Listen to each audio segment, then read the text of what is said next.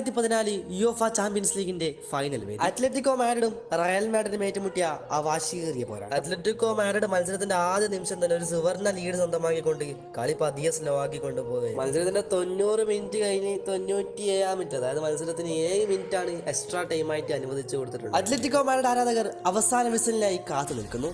അവർ വിജയാരവം തുടങ്ങി. മത്സരത്തിന്റെ അവസാന ആട്ടം, അതായത് ഒരു കോർണർ കിക്ക് തന്നെ അത് അവസാനിക്കും. റയൽ മാഡ്രിഡ് അനുകൂലമായ കോർണർ, ക്രൊയേഷ്യൻ മധ്യനിരക്കാരൻ ലുക്കാ മോഡ്രിച്ചിന്റെ കാലിൽ നിന്ന് ആ പന്ത് താഴ്ന്നിറങ്ങി. പന്തിനായി കാത്തിരുന്ന ഒരു കൈകൻ അതിലേക്ക് തന്നെ തല കൊണ്ട് പ്രഹരിപ്പിച്ച് പന്ത് വലയിലെത്തി. അത്ലറ്റിക്കോ മാഡ്രിഡിന്റെ ആരാധകർ കത്തിച്ച പൂത്തിരി കെട്ടുപോയ രാത്രി. സെർജിയോ റാമോസ് എന്ന വില്ലന്റെ മുന്നിൽ കീഴടങ്ങിയ അത്ലറ്റിക്കോ മാഡ്രിഡും ഒടുവിൽ മത്സരം അരമണിക്കൂറിന്റെ എക്സ്ട്രാ ടൈമിലേക്ക് നീങ്ങി. എന്നാൽ എക്സ്ട്രാ ടൈമിലെല്ലാം മാറ്റിമറിച്ചുകൊണ്ട് Gareth Bale, Marcelo, Cristiano Ronaldo എന്ന താരങ്ങൾ ഗോൾ നേടിയതോടെ അത്ലറ്റിക്കോയെ തകർത്തെറിഞ്ഞുകൊണ്ട് 1-4 ഗോളുകൾക്ക് തങ്ങളുടെ 10ാം ന്യൂസൽ കിരീടത്തിൽ അവർ മുത്തമിട്ടു.